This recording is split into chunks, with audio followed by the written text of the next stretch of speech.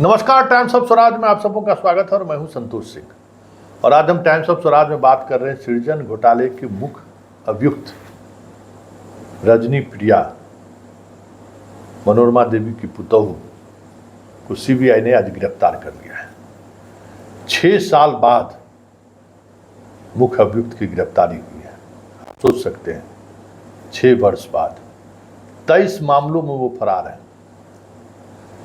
ED के 5 मामले हैं, सीबीआई के बाकी मामले हैं। सारी संपत्ति जब्त करने का दावा ईडी कर रही है और सीबीआई भी कह रही है कि इसके खोजबीन के लिए हमने इंटरपोल तक की मदद ली और गिरफ्तार हुई साहिबाबाद से, मतलब गाजियाबाद के ठीक बगल से।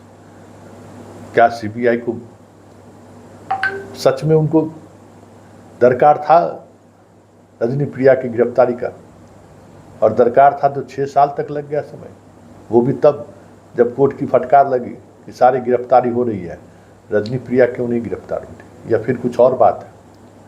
क्योंकि जिस तरीके से रजनी प्रिया की गिरफ्तारी हुई है और पूछताछ के दौरान उन्होंने जो बताया है कि उसके हस्बैंड अमित, जो मुख्य अभियुक्त है, मनोरमा देवी के बेटा, उनका निधन, मौत हो गई उनकी। सीबीआई अभी को कन्फर्म नहीं किया है, लेकिन रजनी प्रिया की तरफ से जो बयान दिया गया है कि उसकी मौत हो गई है। अब देखना ये होगा कि अब रजनी प्रिया इस मामले में क्या खुलासा करती है, क्योंकि रजनी प्रिया के जुबान खुलने का मतलब है ऊपर से लेकर नीचे तक सरकार में शामिल कई केंद्रीय मंत्री, सांसद की छुट्टी हो सकती है। अगर वाकई में मोदी जिस बात की चर्चा करते हैं कि सारे करप्ट एक तरफ हो गए हैं, सीबीआई ने थोड़ी दिलचस्पी दिखा दी तो उनके कई केंद्रीय मंत्री, पूर्व केंद्रीय मंत्री और वर्तमान के कई सांसद सलाखों के अंदर होंगे। बिहार सरकार में भी 1-2 मंत्री ऐसे हैं जो उनकी सेवा ले चुके हैं। बिहार के ब्यूरोक्रेसी के कई ऐसे अधिकारी हैं जो उनसे गिफ्ट में हीरा के अंगूठी, हार, कान और नाक, क्या क्या नहीं ले रखा है। लेकिन सवाल ये उठता है कि सीबीआई रजनी प्रिया की गिरफ्तारी कर क्या साबित करना चाहती है, क्योंकि सारे अभियुक्त या तो संपत्ति जब्त हो चुकी है या फिर जेल के सलाखों पे है। रजनी प्रिया ही एक ऐसी अभियुक्त थी जिसके गिरफ्तारी को लेकर कोर्ट में भी कई बार मामला सामने आया कि आखिर उसकी गिरफ्तारी क्यों नहीं हो रही है। और ऐसा भी नहीं है, वो दिल्ली के बगल में रह रही थी और वो गिरफ्तारी नहीं हो, तो ये हो ही नहीं सकता है। अब देखना ये होगा कि उसकी गिरफ्तारी के बाद क्या वाकई में सीबीआई इस केस को अंजाम तक पहुंचाना चाहती है, क्योंकि जितनी राशि ट्रेजरी से बाहर निकला है उस राशि का इस्तेमाल देश के सबसे बड़े नेता के रैली में भी हुआ है। वो प्रूफ है। देश के एक बड़े, सबसे बड़े नेता के भागलपुर के कार्यक्रमों में हुआ है। उसके पैसे का इस्तेमाल कई हाई प्रोफाइल पार्टी में हुई है, जिसमें कई सांसद, कई पूर्व मंत्री, वर्तमान मंत्री शामिल रहे हैं। भागलपुर में मनोरमा देवी का आवास और कार्यालय, यूं कहे तो कई रहस्य अभी भी उस दीवार के अंदर छुपा हुआ है। रजनी प्रिया किरदार तो नहीं थी, लेकिन रजनी प्रिया के आंखों के सामने वो सब कुछ हो रहा था जो मनोरमा देवी कर रही थी। लेकिन सवाल है कि इतना बड़ा रसूख था उसका, वो सोच रही थी कि हमारे गिरबान पर हाथ जा ही नहीं सकता है।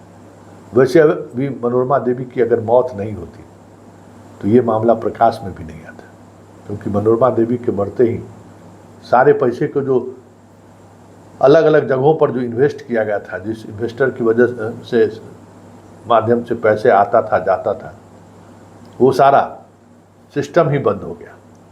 अब देखना ये है कि रजनी प्रिया की गिरफ्तारी के बाद क्या वाकई में सीबीआई उन तमाम चीज़ों को परत दर परत खोलेगी, क्योंकि कई तरह के एविडेंस हैं। एविडेंस चीख चीख कर कह रहा है कि मेरा सहारा लो, खोलो उन लोगों का पोल। तो जो अभी सबसे ज़्यादा भ्रष्टाचार पर बात करने वाली पार्टी है, भ्रष्टाचार को लेकर बड़ी बड़ी बात करने वाली जो पार्टी है, उस पार्टी का अगर ये खुल गया, अगर रजनी प्रिया जुबान खोल दी, तो फिर समझिए कि बड़ा भूचाल आ सकता है।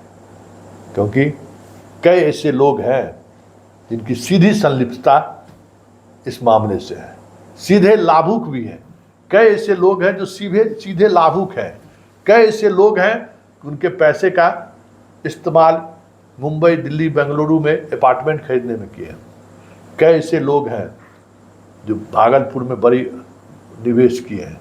मतलब आप कह नहीं सकते हैं। अब यही देखना है कि रजनी प्रिया अगर वाकई में उसके हस्बैंड की मौत हो गई है, जो वो कह रही है, और सीबीआई सिर्फ गिरफ्तारी करके खाना पूर्ति करती है या फिर मामले को आगे बढ़ाती है। वैसे इतना तय समझिए कि सीबीआई की इस गिरफ्तारी ऐसे समय पर हुई है जब बहुत कुछ चीज़ें चल रही हैं। आप अगर गौर कीजिएगा तो ऊपर से नीचे तक कुछ न कुछ व्यवस्थाओं को लेकर टकराव चल रहा है, बड़ा टकराव चल रहा है। तो क्या ये टकराव का नतीजा तो नहीं है? ये समझने वाली बात है। क्योंकि जो बात सामने आ रही है वो बात ये भी है, भले अभी लोग सरकार में दबा दें, लेकिन फाइल मोटी हो चुकी है। कभी भी किसी भी समय वो फाइल खुली तो समझिए कई सफ़ेद पोश बेनकाब हो जाएंगे, और ऐसे बेनकाब होंगे कि उनके लिए चेहरे छुपाने का भी जगह नहीं मिलेगा।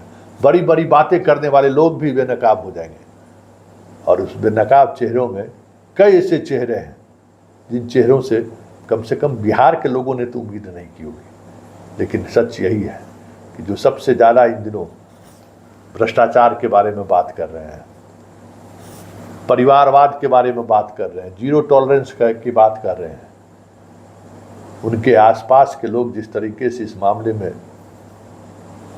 दल लंबी गहराई तक गए हुए हैं, ये भी देखने वाली बात है। चलिए देखिए, रजनी प्रिया की गिरफ्तारी हुई है और सबकी नज़र अब सीबीआई के बाकी एक्शन पर है कि सीबीआई इसकी गिरफ्तारी के बाद क्या क्या करती है। क्योंकि पूछताछ के बाद कई महत्वपूर्ण ऐसी चीज़ें हैं जो सामने आएंगी, और अगर वो सामने सीबीआई लाना चाहिए तो फिर तय रखिए कि बिहार और देश की राजनीति में ऐसा भूचाल आएगा जिसकी आप उम्मीद नहीं कर रहे हैं, जिसकी आप कल्पना नहीं कर सकते हैं। इतना बड़ा भूचाल आ जाएगा।